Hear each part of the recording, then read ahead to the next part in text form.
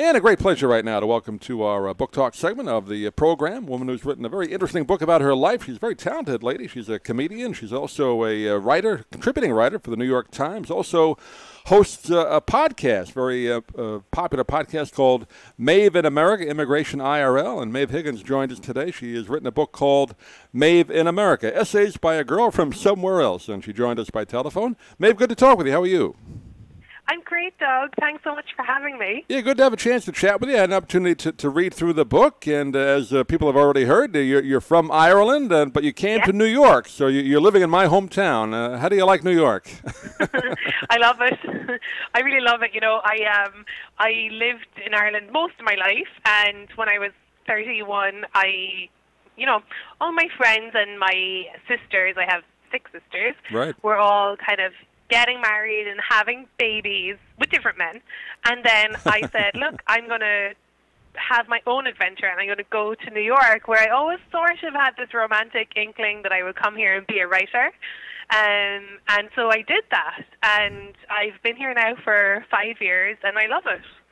Now, you started out in Ireland. Did you do comedy over there first, or did you wait till you came to the States to do the stand-up comedy?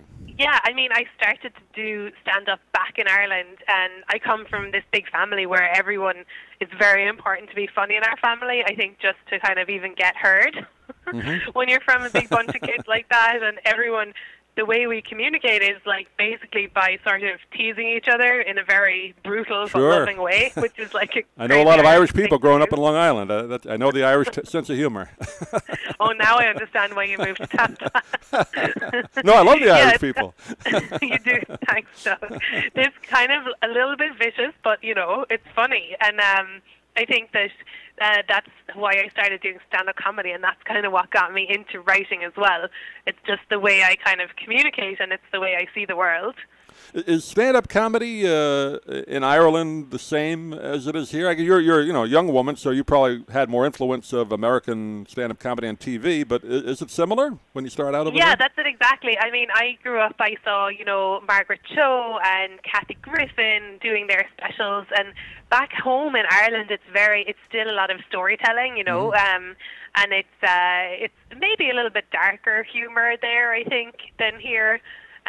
But I think it's very, it's strange to me how universal comedy actually is. You know, I've traveled all over the world at this point, where I've been to Australia and, England and here in America, and I've even went to Iraq in 2016, right. And I did a comedy workshop in Erbil, which is in, the northern part of Iraq, and I met lots of Iraqis there who, were jokesters. They were comedians and sketch artists and cartoonists, and we had so much in common because what we do is we try and find the lightness in things.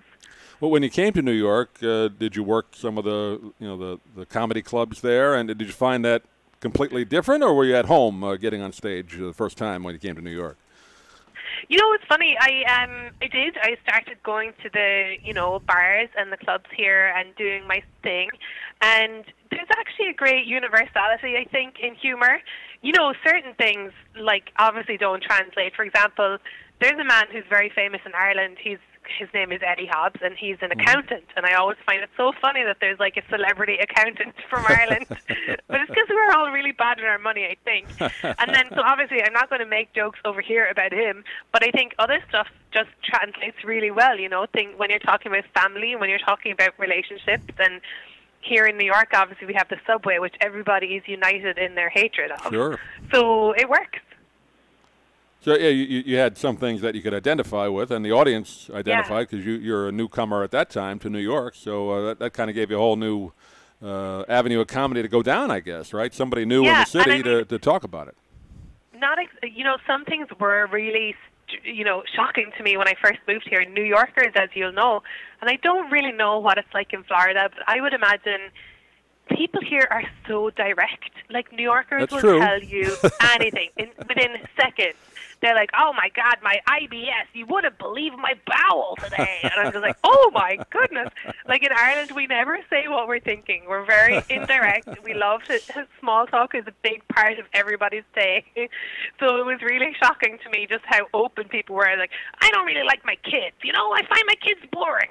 I'm like, oh my goodness. We'll get to the book in a minute. I did want to ask you, though, now you're a young woman, and I don't know if you remember a comedian. I remember hearing some records over here growing up of a great Irish comedian called Hal Roach. Did you ever hear of him? And was he a big influence at all over in Irish comedy? Yeah, you know, it's so funny. The only way I heard of Hal Roach was when I came over here and people were saying, like, oh, you need to know your classics. And so I didn't know about him until recently, actually. And I had this boyfriend who would play me his, I guess he's on YouTube, the records. Right. And yeah, it's amazing how comedy has evolved and changed, but some things stay funny, you know? Yeah, I've heard some of his records. Like when I was introduced, I worked at a radio station that had a man who played Irish music and played some of Hal's jokes from the records. He was kind of like the Bob Hope of Ireland, very kind of one-liners almost. So a little different style, but very funny. Yeah. Less storytelling and more kind of like ba-da-ba, ba-da-ba. That's it. And there's something really charming about that. You know, I'd love to see if he was somehow resurrected and he had to do like a 10-minute spot at midnight at the Comedy Store or something. It would be incredible. Well, let's talk about the book again. It's called Essays by a Girl from Somewhere Else, and you talk about just about everything in the book. Did you just kind of keep a journal, or how do you go about it? Do you talk into a tape recorder, or what was your process? So I've always loved essays. I find, you know, essay writers like A.J. Liebling back in the day, or David Sedaris, you know, of today, sort of funny memoir essays. I love those because they're short and they're not too intense, and they can be funny and they can also say something. So it started for me as, you know, I started writing for the New York Times a few years ago, so I'd write kind of a column and then I'd think more about it and I'd develop it, and that was kind of how the essay writing came to me. And so it's non-fiction, it's stuff that's really happened to me, and it's all these experiences I had. Like I went swimming with dolphins, and part of me was I like that one. Yeah, I enjoyed that one. Yeah. Oh, you did? Because I thought it would be, you know, a really fun, sort of beautiful, mystical experience, because everybody wants to swim with dolphins, even very sick people who, like, know what's up. You know, they have this bucket list. And so I thought, well, I have the opportunity. I was doing a comedy tour in New Zealand, and, you know, I was like, you can come and swim with dolphins. So I did, and I hated it. I jumped into the water too soon. I almost drowned. The dolphins were, like, ramming me with their bodies, even though the woman had said, oh, they're wild dolphins. They won't really come near you. And these guys were out to get me, and I just felt like, oh, my God, everybody thinks dolphins are so innocent and so sweet. Am I the only one who knows they're actually the most malevolent of all sea creatures?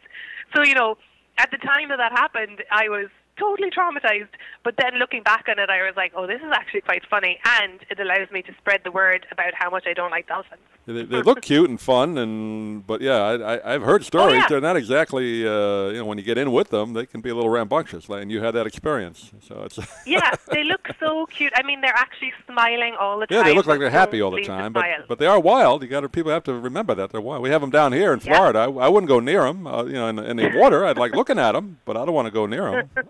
Yeah, I'm happy to look at them from the safety of land, or like from a boat maybe, where I've got like a glass of wine in my hand, but I would never jump in again. No way, Jose. I did want to ask you about one that I thought was interesting as well. Instagram addiction. You apparently have that. So many people, I guess, just can't stay away from their phone, right? I have it really bad, you know. I mean, I'm on a landline to you, and my phone is in the other room, because otherwise I just know I would be on it. I would be Googling you. I would be trying to find you on Instagram. Like, it's the worst. I mean, I think that I should probably work for Instagram, because I spend so much time on there, and I end up looking at pictures of other people's food. I end up, like, tracing the lives of other people's children. It's too much. Somebody needs to take my phone away from me, because I don't have enough responsibility myself. I know we have limited time today. Give just a few seconds, if you could, about your podcast. I mean, that's where we're all going now. This is also on podcast, so talk about that for a minute. How does that go? Oh, good. Well, I think podcasts are a wonderful way of, you know, making a platform for people you don't usually hear from. So for a while I had my immigration podcast, which was immigrants speaking for themselves, because we hear so much about immigrants, and I am an immigrant, but we don't always hear from immigrants directly. So that was a really fun and interesting project to do at a time when immigration is so divisive. Right. It was just lovely to just hear from people directly, you know. That's great. You do that like on a weekly basis? Yeah, we did one per week. There's 2 seasons of it that are online now. Oh, so, great. yeah, and every week it's a different immigrant. So we had a Syrian man a few months back, and, you know, I thought he'd talk all about Syria, and he did a little bit, but mainly he's concerned about trying to quit smoking. He's got a new baby, and he's just trying to quit smoking, but he's worried that he's going to put weight on. So, you know, just exactly the same. He reminded me a lot of my uncle. Oh, great. Well, we're just about out of time. I want the audience to get this book. It's called Maeve in America, Essays by a Girl from Somewhere Else. We've been talking with Maeve Higgins today. And Maeve, I know you're online, so give out your website or whatever contact information you have. People can get more information on the book. Thank you, Doug. So it's maevehiggins.com, and the book and my Instagram are Maeve in America. It was so lovely to speak to you. Great. Thanks, Maeve. Hopefully we'll do it again. Thanks for being with us. Thank you. Bye. Bye now.